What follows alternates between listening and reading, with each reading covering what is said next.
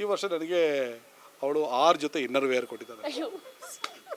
ಅದು ಬ್ರ್ಯಾಂಡೆಡ್. ನನಗೆ ಸರ್ಪ್ರೈಸ್ ರಾತ್ರಿ 12 ಗಂಟೆಗೆ ಎಬ್ಬಿಸ್ಬಿಟ್ಟು ಹ್ಯಾಪಿ ಬರ್ತ್ಡೇ ಟು ಯು ಅಂತ ಹೇಳ್ಬಿಟ್ಟು ನನಗೆ 6 ಇನ್ನರ್ ವೇರ್ ಕೊಟ್ಟಿದ್ದಾರೆ. ಏನಕ್ಕೆ? ಈ ಬ್ರ್ಯಾಂಡೆಡ್ 6 ಬನಿಯನ್, 6 ಇನ್ನರ್ ವೇರು. ಇದೆಲ್ಲ ಹೇಳ್ತಾರೆ ಏನಾಗ್ತದೆ ಅಂದರ್ ಕಿ ಬಾತ್ ಹೈ. ಎಕ್ಸ್ಪೆನ್ಸಿವ್ ಅಲ್ಲ, ಒಂದು ಟೈಟನ್ ವಾಚು ಮತ್ತು ಒಂದು ಶರ್ಟ್ ಗಿಫ್ಟ್ ಕೊಡಿಸ್ದೆ ಅಷ್ಟೇ. ನನಗೊಂದು ಹಬ್ಬನೇ ಅಪ್ಪನ ಬರ್ಡೇ ಅಂದರೆ. ಮಿತ್ರ, ಈ ಹೆಸರು ಎಲ್ರಿಗೂ ಕೂಡ ಚಿರಪರಿಚಿತ. ಈ ಹೆಸರು ಹೇಳ್ತಿದ್ದಂಗೆ ನಮ್ಮೆಲ್ಲರ ಫೇಸಲ್ಲಿ ಒಂದು ಚಿಕ್ಕ ಲೈಟ್ ಸ್ಮೈಲ್ ಬರುತ್ತೆ. ಆ ಸ್ಮೈಲ್ಗೆ ಇದೀಗ 47ನೇ ವಸಂತಕ್ಕೆ ಕಾಲಿಟ್ಟಿದೆ. ಆ ಸ್ಮೈಲ್ ಸದ್ಯಕ್ಕೆ ನಮ್ಮ ಜೊತೆ ಇದೆ. ಟಡಾ Mitra sir, happy birthday. Thank you very much. ಹೇಗಿದ್ದೀರಾ? ಜೊತೆಗೆ 47ನೇ ವಸಂತಕ್ಕೆ ಕಾಲಿಟ್ಟಿದ್ದೀರಾ. ಬಟ್ ನನ್ಗೆ ಅನ್ನಿಸ್ತಾ ಇಲ್ಲ ಇವರಿಗೆ ಏಜ್ ಆಗಿದೆ ಅಂತ, ಅಲ್ವಾ? ಜಸ್ಟ್ ಇದು ಕಲರ್ ಮಾತ್ರ ಚೇಂಜ್ ಆಗಿದೆ ಅಂತ ಅನ್ನಿಸ್ತದೆ. ನನ್ನ ಕೂದಲಿಗೆ ಮಾತ್ರ ಏಜ್ ಆಗಿದೆ, ನನಗೆ ಏಜ್ ಆಗಲಿಲ್ಲ. ನಾನು ಇವತ್ತು ಕೂಡ ಸ್ವೀಟ್ 16 ಹುಡುಗ. ನಾನು ಮನಸ್ಸು ಹಾಗೇ ಇದೆ, ಮನಸ್ಸು ಭಾಳ ಯಂಗಾಗಿದೆ. ಸ್ವಲ್ಪ ಕೂದಲೆಲ್ಲ ಬೆಳ್ಳಗಾಗಿ ಸ್ವಲ್ಪ ವಯಸ್ಸಾದವ ಥರ ಕಾಣಿಸ್ತಾ ಇದ್ದೀನಿ. ಬಟ್ ನಾನವನಲ್ಲ. ಮೇ ಬಿ ಅದೇ ಅನ್ಸುತ್ತಲ್ವ ಸರ್ ಸೀಕ್ರೆಟ್. ಅಂದರೆ ಎಷ್ಟೇ ಏಜ್ ಆದರೂ ಕೂಡ ನಾವು ಯಂಗಾಗಿ ಫೀಲ್ ಮಾಡ್ತೀವಲ್ಲ, ಅದು ನಮ್ಮನ್ನು ಇನ್ನಷ್ಟು ಯಂಗಾಗಿ ಇಡ್ಸುತ್ತೆ ಅಂತ ಅನಿಸುತ್ತೆ. ಹೌದು, ಖಂಡಿತ. ಮನಸ್ಸಿಗೆ ವಯಸ್ಸಾಗೋದಿಲ್ಲ, ದೇಹಕ್ಕೆ ವಯಸ್ಸಾಗುತ್ತೆ. ಹಾಗಾಗಿ ನಾವು ಮನಸ್ಸಲ್ಲಿ ಆ ಸ್ಫೂರ್ತಿ ಇಟ್ಕೊಂಡಾಗ, ಒಂದು ಸ್ಪೋರ್ಟ್ಸ್ ಮ್ಯಾನ್ಶಿಪ್ ಇದ್ದಾಗ ನಾವು ಹೆಂಗಾಗೆ ಕಾಣಿಸ್ತೀವಿ. ನಾವು ಹೆಂಗಂಗೂ ಕಾಣಿಸಲ್ಲ. ಹೆಂಗೆಂಗೂ ಕಾಣಿಸಲ್ಲ, ಹೆಂಗ ಕಾಣಿಸ್ತಾ ಇದ್ದಾರೆ. ಓಕೆ, ನಾನು ಫಸ್ಟ್ ಅವ್ರನ್ನ ಮಾತಾಡ್ತೀನಿ, ನಿಮ್ಮ ಮನದರ್ಶಿಯನ್ನು. ಮೇಡಮ್, ನಾವೆಲ್ಲರೂ ಕೂಡ ಮಿತ್ರ ಸರ್ನ ಕಂಡಿದ್ದೀವಿ. ಬಟ್ ನಾವು ಕಂಡಿದ್ದ ಮಿತ್ರ ಸರ್ ಬೇರೆ, ಬಟ್ ನೀವು ಕಾಣೋ ಮಿತ್ರ ಸರ್ ಬೇರೆ. ಹೇಗೆ ಮಿತ್ರ ಸರ್ ಅಂತ? ಮಿತ್ರ ಅವರೊಂದು ಸಣ್ಣ ಮಗು ಥರ ಅಂದರೆ ಮನೆಯಲ್ಲಿ ಏನೇ ಒಂದು ಇದಾದ್ರೂ ಅವ್ರನ್ನ ತುಂಟಾಟ ಆಗಲಿ ಅದೆಲ್ಲ ಇದೆ. ಅಷ್ಟೇ ಕೋಪಿಷ್ಟ ಕೂಡ, ತುಂಬ ಕೋಪನೂ ಇದೆ ಅವರಿಗೆ. ನನಗೆ ಅವರು 46 ವರ್ಷ ಆಗಿದ್ದಾರೆ ಅಂತ ಅಂದ್ಕೊಳ್ಳೋದೇ ಇಲ್ಲ ನಾನು. ಅವ್ರು ಇನ್ನೂ ಸಣ್ಣ ಪಾಪ ಥರನೇ ಆಡ್ತಾ ಇರ್ತಾರೆ. ಅದೇ ಒಂದು ಖುಷಿ ಆಗುತ್ತೆ. ಸರ್, ಎಲ್ಲರೂ ಹೇಳ್ತಾ ಇದ್ದಾರೆ ಅವಾಗಿಂದ ನೀವು ಸ್ಟ್ರಿಕ್ಟು ಅಂತ. ಯಾಕೆ ಅಷ್ಟು ಸ್ಟ್ರಿಕ್ಟ್ ಅಂತ ಹೇಳಿ? ನಾನು ಬೆಳೆದಂಥ ವಾತಾವರಣ, ನನ್ನ ಅಪ್ಪ ಅಮ್ಮ ನನಗೆ ಕಲಿಸ್ಕೊಟ್ಟಂಥ ಮಾರ್ಗದರ್ಶನ, ನನಗೆ ಗುರು ಹಿರಿಯರು ಕಲಿಸ್ಕೊಟ್ಟಂಥ ವಾತಾವರಣ. ನಾನು ಜಾಸ್ತಿ ಬೆಳೆದಿದ್ದು ಹಾಸ್ಟೆಲಲ್ಲಿ. ಅಪ್ಪನಿಗೆ ಅಕ್ಕ ತಂಗಿ ಜೊತೆಗಿಂತ ಜಾಸ್ತಿ ನಾನು ಬೆಳೆದು ಹಾಸ್ಟೆಲಲ್ಲಿ ಕೆಲವು ಶಿಸ್ತಿರುತ್ತವೆ. ಇಷ್ಟು ಗಂಟೆಗೆ ಎದ್ದೇಳಬೇಕು, ಇಷ್ಟು ಗಂಟೆಗೆ ಮಲಗಬೇಕು, ಹೀಗೆ ಬಟ್ಟೆ ಹಾಕೋಬೇಕು, ಹೀಗೆ ಬಡಿಸಿಡಬೇಕು ಅನ್ನೋ ಶಿಸ್ತು. ಅದು ನನಗೆ ರಕ್ತಗತವಾಗಿ ಬಂದಿದೆ. ಆ ಶಿಸ್ತನ್ನು ನಾನು ಅಳವಡಿಸ್ಕೊಂಡಿದ್ದೀನಿ. ನಾನು ಮತ್ತು ನನ್ನ ಸುತ್ತಮುತ್ತ ಇರುವಂಥ ಎಲ್ಲರೂ ಕೂಡ ಅದನ್ನು ಫಾಲೋ ಮಾಡಬೇಕು ಅಂತ ಆಸೆ ಪಡ್ತೀನಿ. ಫಾಲೋ ಮಾಡೋ ಥರ ಅವ್ರ ಮೇಲೆ ಪ್ರೆಷರ್ ಆಗ್ತೀನಿ, ಫಾಲೋ ಮಾಡಲಿ ಅಂತ ಆಸೆ ಪಡ್ತೀನಿ. ಸರ್, ಬರ್ಡೇ ಅಂದಿದ ತಕ್ಷಣ ನಮ್ಮೆಲ್ಲರಿಗೂ ಕೂಡ ಒಂದು ರೀತಿಲಿ ಖುಷಿ ಆಗುವಂಥದ್ದು. ಒಂದು ಕಡೆ ಬೇಜಾರು ಆಗುತ್ತೆ, ಅದು ಆಮೇಲೆ ಮಾತಾಡೋಣ, ಏಜ್ ಆಗ್ತಾ ಹೋಗ್ತಿದೆ ಅಂತ ಹೇಳಿ. ಬಟ್ ಪ್ರತಿ ವರ್ಷ ಬರ್ಡೇ ಬಂದಾಗಲೂ ಕೂಡ ನಾವು ಹೊಸದಾಗೆ ಫೀಲ್ ಮಾಡ್ತೀವಿ. ನಿಮ್ಮ ಬರ್ಡೇಗಳನ್ನು ನೆನೆಸ್ಕೊಳ್ಳೋದಾದರೆ, ಹಿಂದಿನ ಬರ್ಡೇಗಳಿರ್ಬೋದು, ಯಾವುದು ಬೆಸ್ಟ್ ಬರ್ಡೇ ಆಗಿತ್ತು ನಿಮ್ಮ ಲೈಫ್ನಲ್ಲಿ ಅಂತ ಹೇಳಿ? ನನಗೆ ಪ್ರತಿದಿನ ನನಗೆ ಬರ್ತ್ಡೇ. ನಾನು ಪಾರ್ಟಿ ಪ್ರಿಯ. ನಾನು ಗೊತ್ತಿದೆ, ನಮಗೆ ಸ್ನೇಹಿತರಿಗೆಲ್ಲರಿಗೂ ಗೊತ್ತಿದೆ. ನಾನೆಲ್ಲಿರ್ತೀನಿ ಅಲ್ಲಿ ಪಾರ್ಟಿ ಇರುತ್ತೆ, ಖುಷಿ ಇರುತ್ತೆ. ಬಾಟ್ಲಿಗಳು ಓಪನ್ ದ ಬಾಟಲ್ ಇದ್ದೇ ಇರುತ್ತೆ. ಎಲ್ಲೂ ಸಿಗದಿದ್ದರೂ ಕೂಡ ಮಿತ್ರನ ಹತ್ರ ಸಿಗುತ್ತೆ ಅನ್ನೋ ಒಂದು ಇದಿದೆ. ಭಾಳ ಎಲ್ರಿಗೂ ಗೊತ್ತಿರೋದು. ನಾನು ಸಗಟಾಗಿ ಹೇಳ್ತೀನಿ, ನಾನು ಪಾರ್ಟಿ ಪ್ರಿಯ. ಬರ್ತ್ಡೇಯಲ್ಲಿ ನಾನು ಸಂತೋಷ ಪಡೋದು ವಿಚಾರ ಏನೂ ಇಲ್ಲ. ಬಟ್ ಈ ವರ್ಷ ನನಗೆ ಭಾಳ ಸ್ಪೆಷಲ್ ಅಂತ ಹೇಳಿದ್ರೆ, ನನ್ನಲ್ಲಿ ಒಂದು ಪಾಸಿಟಿವ್ನೆಸ್ ಇದೆ. ಏನೋ ಆಗ್ತಾ ಇದೆ, ನನಗೆ ಒಳ್ಳೆಯದಾಗುತ್ತೆ ಅನ್ನೋ ಒಂದು ವಿಶ್ವಾಸ, ನನಗೆ ಒಂದು ಭರವಸೆ ನನಗಿದೆ. ಹಾಗಾಗಿ ಈ ವರ್ಷವೇ ನನಗೆ ಸ್ಪೆಷಲ್ ಬರ್ತ್ಡೇ ಅಂತ ಹೇಳಲಿಕ್ಕೆ ನಾನು ಇಷ್ಟಪಡ್ತಾಯಿದ್ದೀನಿ. ತುಂಬ ಸಾಲಗಳಿದ್ದವು. ತುಂಬ ಸಾಲಗಳಲ್ಲಿ ಒಂದು 3/4 ಭಾಗ ಸಾಲನ ನಾನು ತೀರಿಸ್ಕೊಂಡ್ಬಿಟ್ಟಿದ್ದೀನಿ. ಸ್ವಲ್ಪ ಇದೆ, ಅದು ತೀರಿಸ್ಬಿಡ್ಬೋದಲ್ಲ ಅಂತ ಒಂದು ನಂಬಿಕೆ. ಆಮೇಲೆ ತುಂಬ ಟೆನ್ಷನ್ಗಳಿದ್ದು, ಅದರಲ್ಲೆಲ್ಲ 90% ಟೆನ್ಷನ್ ನನಗೆ ಹೊಟ್ಟೋಗ್ಬಿಟ್ಟಿದೆ. 10% ಅಷ್ಟೇ ಅಲ್ಲೋ ಅನ್ನೋ ಒಂದು ನಂಬಿಕೆ. ಆಮೇಲೆ ಸಿನಿಮಾಗಳೇ ಇರಲಿಲ್ಲ, ಒಂದು 4-5 ಒಳ್ಳೊಳ್ಳೆ ಸಿನಿಮಾಗಳು ಕೈಯಲ್ಲಿದೆ. ಇನ್ನೂ 4-5 ಇದೆಯಲ್ಲ ಅನ್ನೋ ಒಂದು ನಂಬಿಕೆ. ಆಮೇಲೆ ಮಕ್ಕಳು ದೊಡ್ಡವರಾಗಿದ್ದಾರೆ. ಮಗ ಫೈನಲ್ ಇಯರ್ MBA ಮಾಡ್ತಾಯಿದ್ದಾನೆ. ಅವನು ಖುಷಿ ಅನಿಸುತ್ತೆ. ಸಣ್ಣವನಾಗಿದ್ದಾಗ ಅವನ್ನ LKGಗೆ ನಾವು ಕರ್ಕೊಂಡೋಗ ಇದ್ದಂಥ ಕಷ್ಟ, ಅವನ್ನ ಸ್ಕೂಲಿಗೆ ಸೇರಿಸುವಾಗ ನಮಗೆ ಇದ್ದಂಥ ಒಂದು ನೋವು. ಇವತ್ತು MBA ಓದ್ತಾ ಇದ್ದಾನೆ. ಅವನ ಕಾಲಲ್ಲಿ ಅವ್ನು ನಿಂತ್ಕೊಳ್ತಾನೆ. ಮುಂದೆ ದಿವಸಗಳಲ್ಲಿ, ಇನ್ನು ಸ್ವಲ್ಪ ದಿವಸದಲ್ಲಿ ಅವನು ಕೂಡ ಮದುವೆ ಆಗುತ್ತೆ. ಅವನ ಮಗುನ ಅವನ ಮಗು ಥರ ನೋಡ್ಕೊಳ್ಳೋ ಒಂದು ಅವಕಾಶ ಸಿಗುತ್ತೆ. ಇದೆಲ್ಲ ವೆರಿ ಇಮೋಷ್ನಲಿ ಕನೆಕ್ಟ್ ಆಗುವಂಥ ಒಂದು ವಿಚಾರಗಳು. ಸೊ ವೆರಿ ಸ್ಪೆಷಲ್ ಬರ್ತಾರೆ ನನಗೆ. ಅಂದರೆ ಒಂದು, ನನ್ನ ಮಕ್ಕಳು ದೊಡ್ಡವರಾಗಿದ್ದಾರೆ, ನನ್ನ ಕಷ್ಟಗಳು ಕಮ್ಮಿ ಆಗ್ತಾಯಿದೆ, ಸಾಲಗಳು ಕಮ್ಮಿ ಆಗ್ತಾಯಿದೆ, ಒಳ್ಳೊಳ್ಳೆ ಅವಕಾಶಗಳು ಬರ್ತಾಯಿದೆ. ನಾನು ನನ್ನ ಹೆಂಡತಿ ಆರೋಗ್ಯವಾಗಿದ್ದೀವಿ, ಖುಷಿಯಾಗಿದ್ದೀವಿ ಅನ್ನೋದು ಒಂದು ವಿಶ್ವಾಸ. ನಾವು ಯಾವಾಗಲೂ ನಿಮ್ಮನ್ನು ನೋಡಿದಾಗೆಲ್ಲ ಅದೇ ಎನರ್ಜಿ, ಎಲ್ಲೋದ್ರೂ ಕೂಡ ಅದೇ ಎನರ್ಜಿಯನ್ನು ಕ್ಯಾರಿ ಮಾಡ್ತೀರಿ. ನಾವು ಅನ್ಕೋತೀವಿ ಏನು ಸೀಕ್ರೆಟ್ ಏನು ಇದರಿಂದ ಅಂತ, ಬಟ್ ನನ್ಗೆ ಅನಿಸ್ತಾ ಇದೆ ಇವರೇ ದೊಡ್ಡ ಸೀಕ್ರೆಟ್ ಇದರಿಂದ ಅಂತ. ನಿಮ್ಮ ಎನರ್ಜಿ ಲೆವೆಲ್ಗೆ ಕರೆಕ್ಟಾಗಿ ಮ್ಯಾಚ್ ಆಗ್ತಾರೆ ಅಂತ ಅನಿಸುತ್ತೆ. ಮೇಡಮ್ ಹೇಗೆ ಮನೇಲೆಲ್ಲ ಹೇಗಿರ್ತೀರಾ, ಏನು ಕತೆ? ನಾವೆಲ್ಲ ಫ್ರೆಂಡ್ಲಿ ಆಗಿರ್ತೀವಿ, ಏನು ಇದಿಲ್ಲ. ಕೋಪ ಬಂದರೆ ಕೋಪ, ಖುಷಿಯಾಗಿದ್ದರೆ ಎಲ್ಲರೂ ಖುಷಿಯಾಗಿರ್ತೀವಿ. ಕೋಪದಲ್ಲಿದ್ದರೆ ಎಲ್ಲರೂ ಕೋಪ ಮಾಡಿಕೊಂಡು ನಮ್ಮ ಮನಸ್ಸಲ್ಲಿ ಏನಿರುತ್ತೆ ಅದನ್ನೆಲ್ಲ ಓಪನ್ ಆಗಿ ಮಾತಾಡ್ತೀವಿ. ಅದೇ ನಮ್ಮ ಸೀಕ್ರೆಟ್. ಸರ್ ಬರ್ಡೇ ಅಂತ ಬಂದಾಗ ನೀವು ಏನನ್ನ ಗಿಫ್ಟ್ ಆಗಿ ಕೊಡ್ತೀರಾ, ಅಥವಾ ಈ ವರ್ಷದ ಬರ್ಡೇಗೆ ಏನು ಗಿಫ್ಟ್ ಕೊಟ್ಟಿದ್ದೀರಾ? ಹೇಳಿ ಹೇಳಿ ಹೇಳಿ. ಬೇಡದು ನನಗೆ ಒಳ್ಳೆ ಪ್ರತಿ ವರ್ಷ ಏನಾದರೂ ಗಿಫ್ಟ್ ಕೊಟ್ಟೇ ಕೊಡ್ತಾಳೆ. ಈ ವರ್ಷ ನನಗೆ ಅವಳು 6 ಜೊತೆ ಇನ್ನರ್ ವೇರ್ ಕೊಟ್ಟಿದ್ದಾಳೆ. ಅದು ಬ್ರ್ಯಾಂಡೆಡ್. ನನಗೆ ಸರ್ಪ್ರೈಸ್ ರಾತ್ರಿ 12 ಗಂಟೆಗೆ ಎಬ್ಬಿಸ್ಬಿಟ್ಟು ಹ್ಯಾಪಿ ಬರ್ತ್ಡೇ ಟು ಯು ಅಂತ ಹೇಳ್ಬಿಟ್ಟು ನನಗೆ 6 ಇನ್ನರ್ ವೇರ್ ಕೊಟ್ಟಿದ್ದಾರೆ. ಏನಕ್ಕೆ? ಈ ಬ್ರ್ಯಾಂಡೆಡ್ 6 ಬನಿಯನ್ 6 ಇನ್ನರ್ ವೇರು, ಅದು ಸಖತ್ ಒಳ್ಳೆ ಬ್ರ್ಯಾಂಡಲ್ಲಿ ತಂದುಕೊಟ್ಟಿದ್ದಾರೆ. ಏನಕ್ಕೆ ಅಂತ ಕೇಳಿದೆ. ಬೆಳಿಗ್ಗೆ ಕೇಳಿದಾಗ 5 ಗಂಟೆಗೆ ನಮ್ಮ ಮನೆಯಲ್ಲಿ ನಕ್ಕು ಸಾಕಾಗೋಯ್ತು ಇಬ್ಬರು. ನಾವು ಬೆಳಿಗ್ಗೆ ಬೇಗ ಎದ್ದೇಳುವಂಥ ಸಂಸ್ಕೃತಿ ನಮ್ಮದು. ಇಬ್ಬರು ಬೇಗ ಎಷ್ಟೊತ್ತು ಲೇಟಾಗಿ ಮಲಗಿದ್ರು 5 ಗಂಟೆ ಅಷ್ಟೇ ಎದ್ದೇಳಬೇಕು ನನಗೆ. ಎದ್ದು ಇಬ್ಬರು ಕೂಡ ಗುನುಗುನು ಮಾತಾಡ್ಕೊಂಡು ಕೂತ್ಕೊಂಡಿರ್ತೀವಿ. ಏನಕ್ಕೆ ನೀವು ನೋಡಿರಿ, ಜಿಮ್ಗೆ ಹೋಗ್ತಾ ಇದ್ದೀರಿ, ನಿಮ್ಮದು 36 ಇತ್ತು ಸೈಜ್, ಈಗ 32 ಬಂದಿದೆ. ನೀವು ಕೂತಾಗೆಲ್ಲ ಅಂಡ್ರಾಯ್ಡ್ ಎಲ್ಲ ಬನ್ನಿನಲ್ಲಿ ಎಳ್ಕೊಂಡು ಓಡಾಡ್ತಾ ಇದ್ದೀರಿ. ಅದು ಬೇಡ ಅಂತ ಹೇಳ್ಬಿಟ್ಟು ಇದು ನಿಮಗೆ ಯೂಸ್ಫುಲ್ ಗಿಫ್ಟು ಅಂತ ಹೇಳ್ಬಿಟ್ಟು ಕೊಟ್ಟಿದ್ದಾರೆ. Very very happy.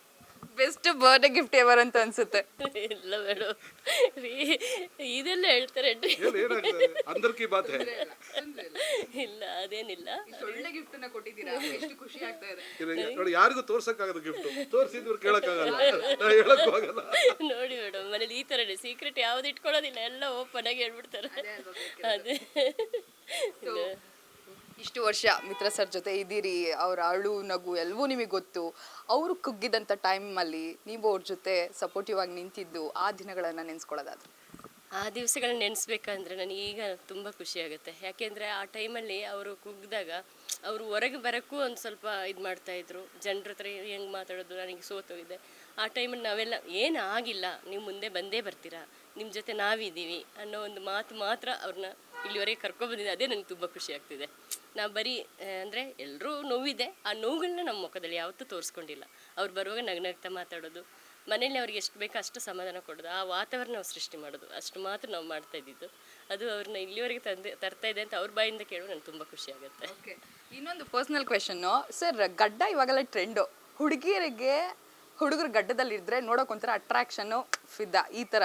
ಓಕೆನಾ? ನಾನು ನಿಮ್ಮ ಮಡದಿ ಕೇಳ್ತೀನಿ, ಮೇಡಮ್ ಗಡ್ಡ ಬಿಟ್ಟಿದ್ದಾರೆ, ಡಿಫ್ರೆಂಟಾಗಿ ಕಾಣಿಸ್ತಾ ಇದ್ದಾರೆ, ನಮಗಂತೂ ಇಷ್ಟ ಆಗ್ತಾ ಇದೆ, ನಿಮಗೆ ಇಷ್ಟ ಆಯ್ತಾ ಇಲ್ವಾ? ನನಗೆ ಸ್ವಲ್ಪನೂ ಇಷ್ಟ ಆಗ್ತಿಲ್ಲ, ನನಗೆ ತುಂಬ ಬೇಜಾರಾಗ್ತಿದೆ. ಯಾಕೆಂದರೆ ನಮ್ಮ ಪಕ್ಕದ ಮನೆಯವ್ರು ಬಂದುಬಿಟ್ಟು ಅವ್ರ ಹತ್ರ ಕೇಳ್ತಾರೆ, ಮಿತ್ರವ್ರು ಎಲ್ಲಿ ಅಂತ. ನನಗೆ ಅವ್ರ ಹತ್ರ ಹೋಗಿಬಿಟ್ಟು ಅವ್ರನ್ನೇ ಕೇಳ್ತಾರಲ್ಲ ಅಂತ ನನಗೆ ತುಂಬ ಬೇಜಾರಾಗುತ್ತೆ. ಆದಷ್ಟು ಬೇಗ ಗಡ್ಡ ತೆಗಿಲಿ ಅಂತ ಕರಾವಳಿ ಡೈರೆಕ್ಟ್ರನ್ನೇ ಫೋನ್ ಮಾಡಿ ಹೇಳಿದ್ದೀನಿ, ಸರ್ ಗಡ್ಡ ತೆಗಿಸ್ಬಿಡಿ ಸರ್, ನಾನೇ ಬಂದು ನಿಮಗೆ ಪಾರ್ಟಿ ಕೊಡ್ತೀನಿ, ನನಗೆ ನೋಡೋಕ್ಕಾಗ್ತಿಲ್ಲ ಅವ್ರನ್ನ ಅಂತ.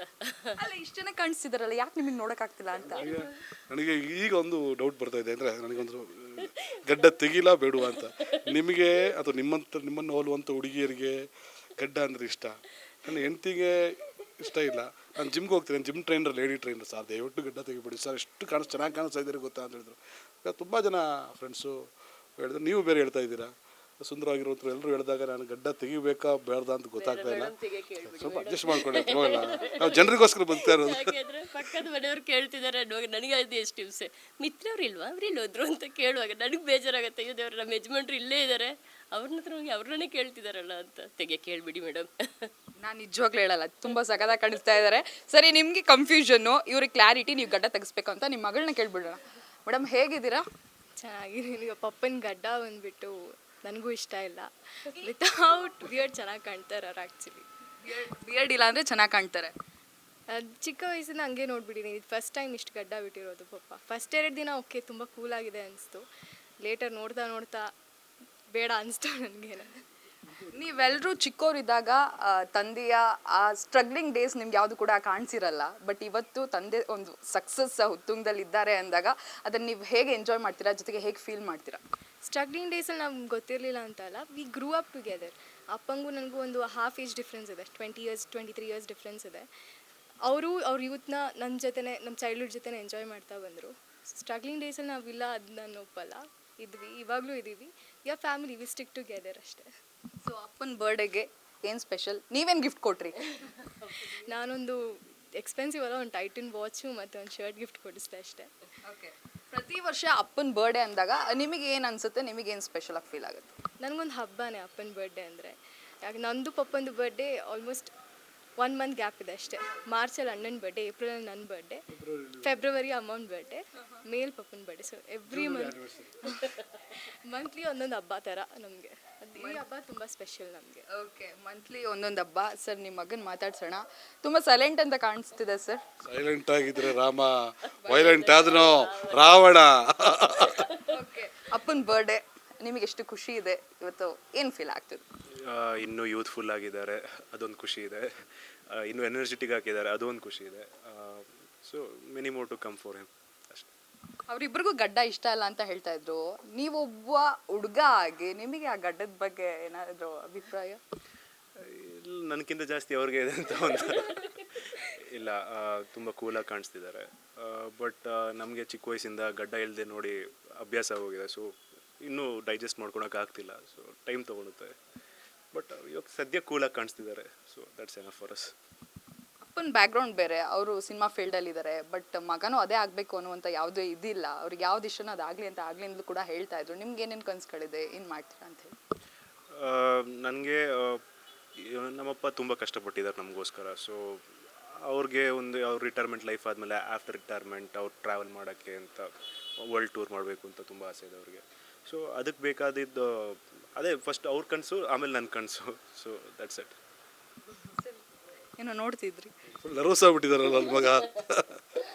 ಅವ್ರಿಗೆ ಇದೆಲ್ಲ ಅಭ್ಯಾಸ ಇಲ್ಲ. ಇಲ್ಲ, ಕೂಲ್ ಇನಫ್, ಒಳ್ಳೆ ವೆರಿ ಟ್ಯಾಲೆಂಟೆಡ್, ವೆರಿ ಹಂಬಲ್, ತುಂಬ ಒಳ್ಳೊಳ್ಳೆ ಗುಣಗಳಿರುವಂಥ ಮಕ್ಕಳು ನನಗೆ ಸಿಕ್ಕಿರುವಂಥದ್ದು. ನಾನೊಬ್ಬ ಪೋಲಿ, ನಾನು ತುಂಬ ಪಕ್ಕಾ ಲೋಕಲ್. ನಾನು ಇವರು ತುಂಬ ಕ್ಲಾಸ್ ಪೀಪಲ್ ಅವರೆಲ್ಲ ಬೆಳೆಸಿದ್ದು ನನ್ನ ವೈಫು. ಏನು ಇವರು ಒಳ್ಳೆತನ ಏನಿದ್ರು ಕೂಡ ಎಲ್ಲ ಇವರದೇ ಶ್ರಮ. ನಾನೇನು ಇರಲಿ, ನಾನು ದುಡಿತಾ ಇದ್ದೆ, ಕೊಡ್ತಾಯಿದ್ದೆ, ಮಾತಾಡ್ತಿದ್ದೆ, ಬಿಟ್ಬಿಟ್ರೆ ಇವತ್ತು ನನ್ನ ಮಕ್ಕಳು ಭಾಳ ಒಂದು ಸುಳ್ಳು ಹೇಳದಂತಹ, ಯಾರಿಗೂ ನೋಯಿಸಿದಂತಹ, ಹಿರಿಯರಿಗೆ ತುಂಬ ಗೌರವ ಕೊಡುವಂತಹ, ಸಮಾಜಕ್ಕೆ ತುಂಬ ರೆಸ್ಪೆಕ್ಟ್ಫುಲ್ ಆಗಿರುವಂಥ ಮಕ್ಕಳು. ಭಾಳ ಪ್ರೌಡ್ ಅನಿಸ್ತಾ ಇದೆ ನನ್ನ ಮಕ್ಕಳು ಹೇಗಿದ್ದಾರೆ ಅಂತ ಹೇಳಿದುಕೊಳ್ಳೋಕ್ಕೋಸ್ಕರ. ಅವರು ಒಳ್ಳೇದು ಮಾಡ್ತಾರೆ, ಸಮಾಜಕ್ಕೆ ಒಳ್ಳೇದು ಮಾಡ್ತಾರೆ, ನನ್ನ ಹೆಸರನ್ನು ಉಳಿಸ್ತಾರೆ ಅನ್ನೋ ನಂಬಿಕೆ ನನಗೆ. ಸರ್, ನಿಮ್ಗೆ ಯಾವುದೇ ಆಸೆಗಳಿದೆಯಾ? ಅಂದರೆ ಲೈಕ್ ಅವರಿಬ್ರು ಇದೇ ಫೀಲ್ಡಲ್ಲಿ ಕಂಟಿನ್ಯೂ ಆಗಬೇಕು ಆ ಥರ ಏನಾದರೂ? ಮಗಳು ತುಂಬ ಒಳ್ಳೆ ಡ್ಯಾನ್ಸರ್, ತುಂಬ ಎಕ್ಸ್ಪ್ರೆಷನ್ ಭಾಳ ಚೆನ್ನಾಗಿದೆ. ಅವಳದು ಇನ್ಸ್ಟಾಗ್ರಾಮ್ ರೀಲ್ಸು ಇದೆಲ್ಲವೂ ನಾನು ನೋಡ್ತೀನಿ, ನಾನೇ ಶೂಟ್ ಮಾಡಿಸ್ತೀನಿ ಕೂಡ. ಅವಳಲ್ಲಿ ತುಂಬ ದೊಡ್ಡ ಟ್ಯಾಲೆಂಟ್ ಇದೆ, ಒಂದು ಎಕ್ಸ್ಪ್ರೆಷನ್ನಲ್ಲಿ ಭಾಳ ಈಗ ಅಥವಾ ಮೊದಲಿರುವಂತಹ ನಟ ನಟಿಯರಿಗೆಲ್ಲ ಅವರಿಗೆ ಈಕ್ವಲ್ ಆಗಿರುವಷ್ಟು ಟ್ಯಾಲೆಂಟ್ ಅವಳಲ್ಲಿ ಖಂಡಿತ ಇದೆ. ತುಂಬ ಅಬ್ಸರ್ವೇಷನ್ ಮಾಡುವಂಥ ಕೆಪಾಸಿಟಿ ಇದೆ. ಸ್ವಲ್ಪ ತಾಳ್ಮೆ ಕೊರತೆ ಇದೆ ಅಷ್ಟೇ. ಕಲಾವಿದರಿಗೆ ಭಾಳ ಮೇಯ್ನಾಗಿ ಬೇಕಾಗಿರೋ ಒಂದು ತಾಳ್ಮೆ. ಮಗ ತುಂಬ ಗುಡ್ ಲುಕ್ಕಿಗಿದ್ದಾರೆ, ಚೆನ್ನಾಗಿ ಎನರ್ಜೆಟಿಕ್ ಆಗಿದ್ದಾರೆ, ವರ್ಲ್ಡ್ ಸಿನಿಮಾಗಳನ್ನು ನೋಡ್ತಾನೆ, ಸಿನಿಮಾದ ಬಗ್ಗೆ ತುಂಬ ಆಸಕ್ತಿ, ನೋಡುವ ಆಸಕ್ತಿ ತುಂಬ ಜಾಸ್ತಿ ಇದೆ. ಸಿನಿಮಾ ನೋಡುವ ಆಸಕ್ತಿ ಇದ್ದವನಿಗೆ ಸಿನಿಮಾದಲ್ಲಿ ನಟಿಸುವ ಆಸಕ್ತಿ ಖಂಡಿತ ಬಂದೇ ಬರುತ್ತೆ. ನಾನು ನಿನ್ನೆ ನಿಮಗೆ ಹೇಳಿದ ಹಾಗೆ ಸಂಭವಾಮಿ ಯುಗೆ ಯುಗೆ ಕರ್ಮಣ್ಯವ ಅಧಿಕಾರ, ಕರ್ಮ ಅದಕ್ಕೆಲ್ಲವೂ ಕೂಡ ಉತ್ತರ ಕೊಡುತ್ತೆ, ಕಾಲ ಎಲ್ಲದಕ್ಕೂ ಉತ್ತರ ಕೊಡುತ್ತೆ. ಒಂದು ದಿನ ಅದು ಅವನ ಅನುಭವದಲ್ಲಿ ಒಂದು ನಟನಾಗಿ ನಿಂತ್ಕೋಬೇಕು, ಜನರ ಪ್ರೀತಿ ಗಳಿಸ್ಬೇಕು ಅಂತಿದ್ರೆ ಮಾಡ್ಬೋದು. ಪೊಲಿಟಿಕಲಿ ಅಥವಾ ಸಿನಿಮಾದಲ್ಲಿ ಯಾವುದ್ರಲ್ಲಾದರೂ ಕಾಣಿಸ್ಕೋಬೇಕು ಅಂತ ಭಾಳ ಆಸೆ ಇದೆ. ಓಕೆ, ನೀವು ತುಂಬ ಚೆನ್ನಾಗಿ ಅಡುಗೆ ಮಾಡ್ತೀರಾ ಅಂತ ನಮಗೆ ಗೊತ್ತು. ಅಪ್ಪ ಮಾಡುವಂಥ ಅಡುಗೆಯಲ್ಲಿ ನಿಮ್ಮಿಬ್ಬರಿಗೆ ಫೇವ್ರೇಟ್ ಅಂತ ಇದ್ರೆ? ಮಮ್ಮಿಗೆ ನಾನು ಆಮೇಲೆ ಎನಿಥಿಂಗ್ ಇನ್ ಕಾಂಟಿನೆಂಟಲಲ್ಲಿ ತುಂಬ ಚೆನ್ನಾಗಿ ಮಾಡ್ತಾರೆ. ಸೊ ನನ್ನದು all time favourite. Crab ghee roast ಮಾಡ್ತಾರೆ, ತುಂಬ ಚೆನ್ನಾಗಿ ಮಾಡ್ತಾರೆ. ಚಿಕನ್ ಗೀ ರೋಸ್ಟ್ ಎಲ್ಲ ಟೈಪ್ ಗೀ ರೋಸ್ಟ್ ಮಾಡ್ತಾರೆ, ತುಂಬ ಇಷ್ಟ ನನಗೆ. ಮನೇಲಿ ಜಾಸ್ತಿ ಅಪ್ಪ ಅಡುಗೆ ಮಾಡ್ತಾರಾ, ಅಮ್ಮ ಅಡುಗೆ ಮಾಡ್ತಾರಾ? ಅಮ್ಮ ಮಾಡ್ತಾರೆ, ಬಟ್ ರೇರಾಗಿ ಅಪ್ಪ ಮಾಡಿದಾಗ ನಮ್ಗೆ ಅದೊಂದು ಹಬ್ಬ ಥರ. ಅಪ್ಪ ಅಡುಗೆ ಮಾಡಿದಾಗ ನಾನು ಅಲ್ಲಿ ಅದು ಪಕ್ಕದಲ್ಲಿದ್ದು ಅದನ್ನೆಲ್ಲ ತೆಗೆದುಕೊಟ್ಟು ನಾನೊಂದು ಸುಸ್ತಾಗಿರ್ತೀನಿ. ಆದರೆ ಅವ್ರು ಅಡುಗೆ ತುಂಬ ಚೆನ್ನಾಗಿ ಮಾಡ್ತಾರೆ, ತುಂಬ ಚೆನ್ನಾಗಿ ಬಿರಿಯಾನಿ ಮಾಡ್ತಾರೆ. ಮಟನ್ ಬಿರಿಯಾನಿ ನನಗೆ ತುಂಬ ಇಷ್ಟ ಮಾಡುವಂಥದ್ದು. ನಾನು ಅಡುಗೆ ಮನೆಗೆ ನುಗ್ಗೋದು ಒಂದೇ, ಆನೆ ಕಬ್ಬಿನ ಗದ್ದೆಗೆ ನುಗ್ಗೋದು ಒಂದೇ. ನುಗ್ಗಿದ್ರೆ ಸಾಕು, ಎಲ್ಲ ಕಿತ್ತು ಬಿಸಾಕಿದಾಗೆ ಅದು ಬೇಕು, ಇದು ಬೇಕು, ಇದು ಬೇಕು, ಇದು ಬೇಕು. ಆಮೇಲೆ ನಾನು ಪ್ಲ್ಯಾನ್ ಮಾಡಿ ಏನೆಲ್ಲ ಅಡುಗೆ ಮಾಡ್ತೀನಿ, ದೇವರಾಣೆ ಚೆನ್ನಾಗಾಗಲ್ಲ. ಅನ್ಪ್ಲ್ಯಾನ್ಡ್ ದಿಢೀರ್ ಅಡುಗೆ ಏನು ಮಾಡ್ತೀನಿ, ಭಾಳ ಸಖತ್ತಾಗಿರುತ್ತೆ. ನನಗೂ ಹೌದು, ನಾನು ಚೆನ್ನಾಗಿ ಮಾಡಿದ್ದೀನಿ ಅಂತ ನನಗೆ ಒಂದು ಕಾಂಪ್ಲಿಮೆಂಟ್ ಮಾಡ್ತಾ ಇರುತ್ತೆ. ತುಂಬ ದೊಡ್ಡ ಬಾಣಸಿಗ ಅಂತ ನಾನು ಹೇಳಲ್ಲ, ಬಟ್ ನನಗೆ ಆ ಟೇಸ್ಟಿನ ಸೆನ್ಸ್ ಇದೆ, ಆ ರುಚಿಯ ಸೆನ್ಸ್ ಇದೆ. ಅದೇನೋ ಗೊತ್ತಿಲ್ಲ, ಅದು ಏನು ಮಾಡಿದ್ರು ಸ್ವಲ್ಪ ರುಚಿ ಬರ್ತಾಯಿದೆ. ಆಶೀರ್ವಾದ, ದೇವರ ಆಶೀರ್ವಾದ ಅಂದ್ಕೋತೀನಿ. ನಾ ತುಂಬ ಜನರನ್ನ ಬೌಣಿಸ್ಬೇಕು. ನನಗೆ ಚೆನ್ನಾಗಿ ಊಟ ಮಾಡೋರ್ಕೊಂಡ್ರೆ ಭಾಳ ಇಷ್ಟ. ಹೊಟ್ಟೆ ತುಂಬ ಊಟ ಮಾಡಬೇಕು, ಅವರು ಖುಷಿಯಾಗಿರಬೇಕು, ಆ ಒಂದು ಹೊಟ್ಟೆ ಮುಟ್ಕೊಂಡು ಆಹಾ ಅಂತ ಹೋಗ್ಬೇಕು ಅನ್ನೋ ಉದ್ದೇಶ ಅಷ್ಟೇ. ಹಾಸ್ಪಿಟಾಲಿಟಿ ನನ್ನ ಕಪ್ ಆಫ್ ಟೀ, ನನ್ನ ಫೇವ್ರೆಟ್ ಸಬ್ಜೆಕ್ಟ್ ಕೂಡ. ಬವಣಿಸ್ಬೇಕು, ಅತಿಥಿ ಸತ್ಕಾರ ಮಾಡಬೇಕು, ಹೊಟ್ಟೆ ತುಂಬ ಊಟ ಮಾಡಬೇಕು, ಎಲ್ಲರೂ ಖುಷಿಯಾಗಿರಬೇಕು ಅಂತ ಆಸೆ ಪಡ್ತೀನಿ. ಹಾಗಾಗಿ ನನಗೆ ಚೆನ್ನಾಗಿ ಊಟ ಮಾಡೋರು ಕಂಡ್ರೆ ತುಂಬ ಇಷ್ಟ. ಸರ್ ನಾನು ತುಂಬ ಚೆನ್ನಾಗಿ ಊಟ ಮಾಡ್ತೀನಿ, ನನಗೇನು ಮಾಡ್ಕೊಡ್ತೀರಾ? ಅಯ್ಯೋ, ನೀವು ತುಂಬ ಚೆನ್ನಾಗೂ ಬೇರೆ ಇದ್ದೀರಾ, ಹಾಗಾಗಿ ನಿಮಗೆ ಊಟ ಏನು ಬೇಕು ಹೇಳಿ ನಾನು ಮಾಡ್ಕೊಡ್ತೀನಿ.